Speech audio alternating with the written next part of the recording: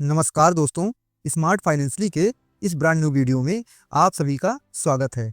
क्या आपने हाल में अपने फिक्स डिपॉजिट के ब्याज की जांच की है और मन में सवाल उठा कि अरे ये रिटर्न तो कम गया? मिलिए राहुल से। राहुल पिछले कई सालों से एफडी में पैसा लगाता आ रहा है क्योंकि ये सुरक्षित है और भरोसेमंद भी है। लेकिन अब ब्याज दरें गिर रही हैं और राहुल की नींद उड़ गई है। क्या आप भी राहुल की तरह परेशान हैं? अगर हाँ, तो ये वीडियो आपके लिए है। आज हम आपको बताएंगे 7 स्मार्ट रणनीतियां जिनसे आप घटती ब्याज दरों के दौर में अपने एफडी से स्थिर और बेहतर रिटर्न हासिल कर सकते हैं।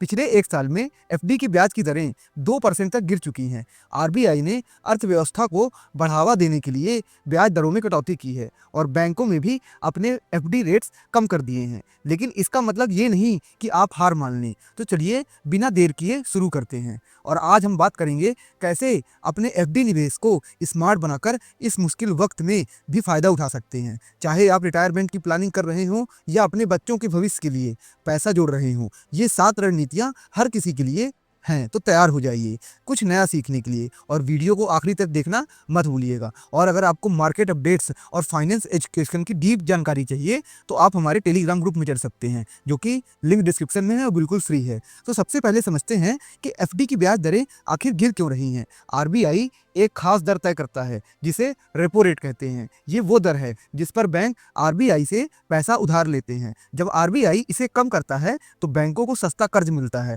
और वो हमारी एफडी की ब्याज दरें भी घटा देते हैं। इसका मकसद है कि लोग खर्च करें, निवेश करें और अर्थव्यवस्था तेजी से बढ़े। लेकिन एफडी निवेशकों के लिए ये ऐसा है जैसे आपकी पसंदीदा चाय की दुकान ने चाय का कप छोटा कर दिया हो। कम मजा आया ना? सोचिए, आप समुद्र किनारे खड़े हैं और लहरें अचानक पीछे हटने लगती हैं। आप सूखी रेत पर खड़े रह जाते हैं। यही हाल एफडी निवेशकों का है। लेकिन घबराइए मत, हमारे पास 7 स्मार्ट तरीके हैं जो आपको फिर से लहरों के बीच में लाते हैं। तो चलिए एक बार ये 7 रणनीतियों पर नजर डाल लेते हैं। जैसे पहला, 3 साल की एफडी लें। दूसरा, छोटे बैंकों में निवेश करें। तीसरा, कॉर्पोरेट एफडी पर विचार करें। चौथा, नॉन कॉलेबल एफडी चुनें। फिफ्थ, डेट फंड में निवेश करें। सिक्स्थ, एफडी लैंडिंग करें। सातवां, निवेश में विविधता लाएं। अब इन सबको हम डिटेल से समझते हैं। तो पहले की बात करते हैं। पहली रणनीति है अपनी 3 साल की एफडी ले। तो पहली रणनीति है सही अवधि चुनना। कई बैंक अभी भी 1 से 3 साल की एफडी पर अच्छी ब्याज दरें दे रहे हैं। मिसाल के तौर पर कोटक बैंक 1 से 2 साल के लिए 7.40% दे रहा है।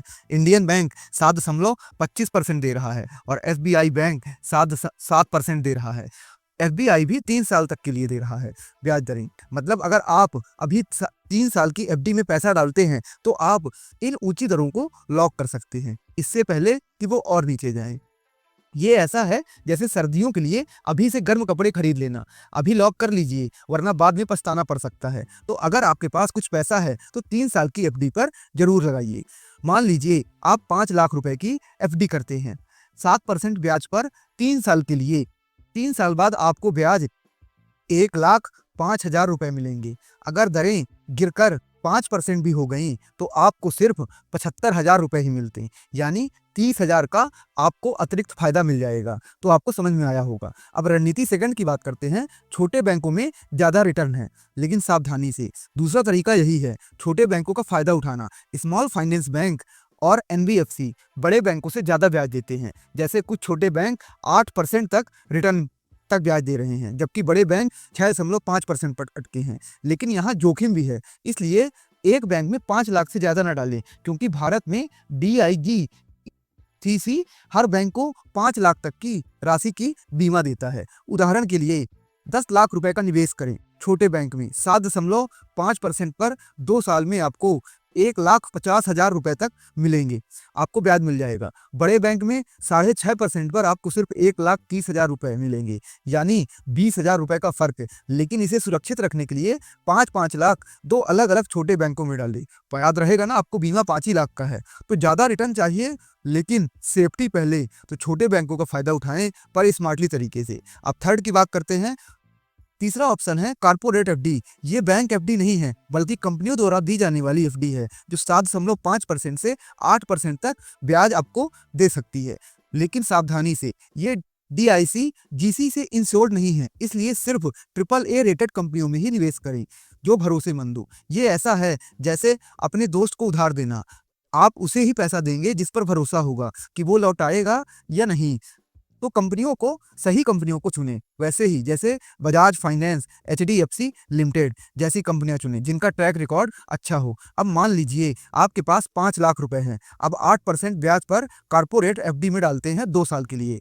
2 साल में आपको 80,000 रुपए ब्याज मिलता है। बैंक एफडी से 6% पर आपको सिर्फ 60,000 रुपए मिलेगा, यानी यहाँ पर आपको 20,000 का फायदा। लेकिन यहाँ जोखिम क्या है, यह डीआईसी जीसी से सुरक्षित नहीं है। अब रणनीति 4 की बात करते हैं, नॉन कॉलेबल एफडी, जो कि बड़े निवेशकों के लिए है। अगर आपके पास बड़ा पैसा है, जैसे 1 करोड़ या उससे ज़्यादा, तो नॉन कॉलेबल एफडी आपके लिए है। इसमें आपको 0.1% से 0.2% तक अतिरिक्त ब्याज मिलता है, लेकिन पैसा निकालने का ऑप्शन नहीं होता। 1 करोड़ रुपए पर अगर आप 7% आपको ब्याज मिले तो आपको सालाना 7 लाख रुपए मिलते हैं। 7.2% पर आपको 7.2 लाख रुपए मिलता है, यानी 20,000 रुपए सालाना आपको ज़्यादा मिल जाता है। अब आपको यहाँ पे फ़र्क समझ आया है। 7% ब्याज पे आपको 7 लाख और 7.2% में 7.20 लाख रुपए। तो ये आपको छोटा सा फ़र्क यहाँ पे आपको मिलेगा।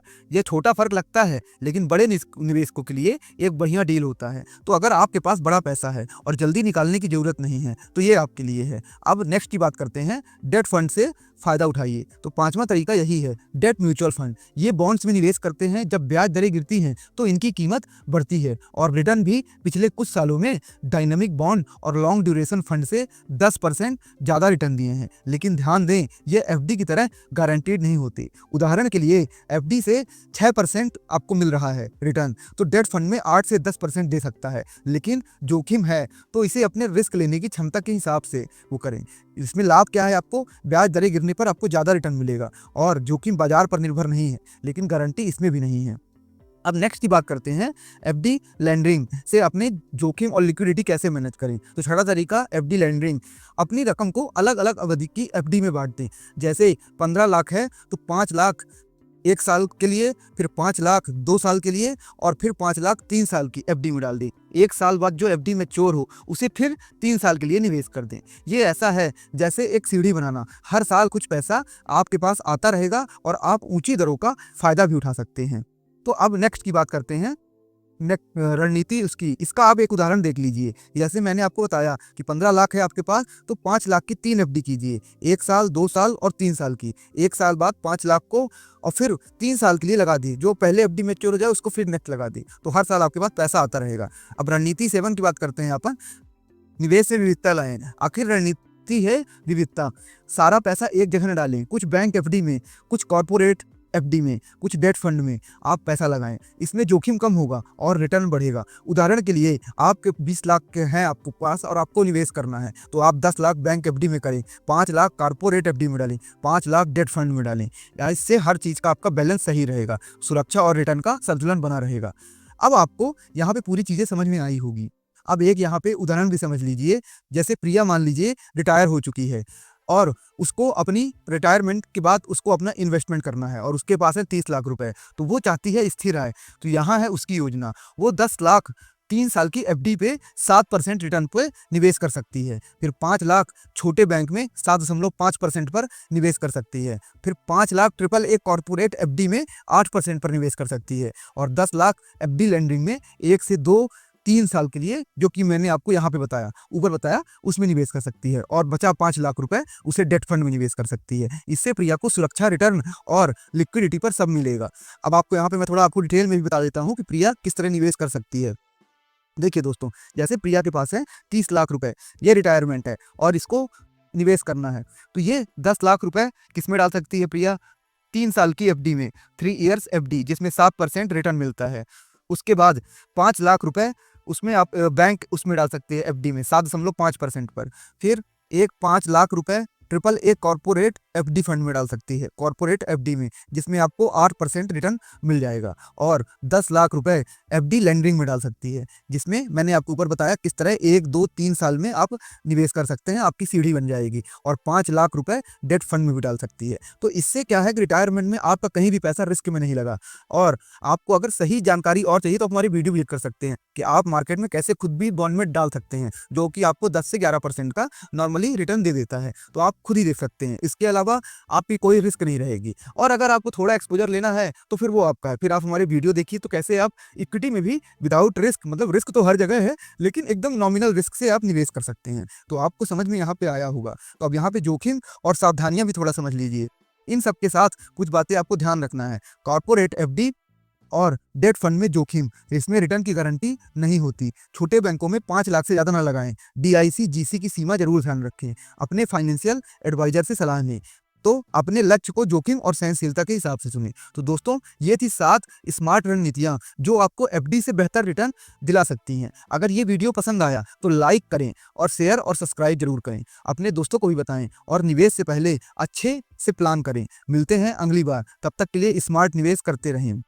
आपको इन तरीकों से अपने इस निवेश को स्मार्ट बनाएं और भविष्य को सुरक्षित बनाएं। और अगर आपके कोई सवाल हो और आपको वीडियो में कुछ भी अच्छा लगा हो तो कमेंट में प्रतिक्रिया दें। और आप नेक्स्ट वीडियो किस पे चाहते हैं फाइनेंशियल एजुकेशन से रिलेटेड, आप कमेंट कीजिए। और हम फाइनेंशियल एजुकेशन से डेली वीडियो लाते हैं और ऐसी वीडियो जो यूट्यूब पे नहीं है तो आप उन्हें जाके विजिट कर सकते हैं। इससे आपकी फाइनेंशियल एजुकेशन बढ़ेगी और आप भारत के 27% फाइनेंशियली लिटरेट लोगों में आ जाएंगे। और हाँ दोस्तों, याद रखिएगा, जीवन में सही सलाह या तो आपका हितैषी देगा या तो स्मार्ट फाइनेंशियली चैनल। और सलाह मिलेगी कहाँ पे? हमारे टेलीग्राम चैनल्स में। तो आप उसमें जुड़ जाइए, क्योंकि मार्केट अपडेट्स, निवेश कैसे करना है, जो कई सारी चीज़ें हम यहाँ पे शेयर नहीं कर सकते हैं तो हम टेलीग्राम में बताते हैं। टेलीग्राम में चार्ट और उससे पूरी एकदम खुल के बातें होती हैं। तो आप वहाँ पे जरूर विजिट करिए। आप मार्केट की अपडेट से जुड़े रहेंगे। याद रखिएगा, जब तक आप अपने निवेश से जुड़े नहीं हैं तब तक आपका निवेश भी आपसे जुड़ा नहीं है। धन्यवाद दोस्तों।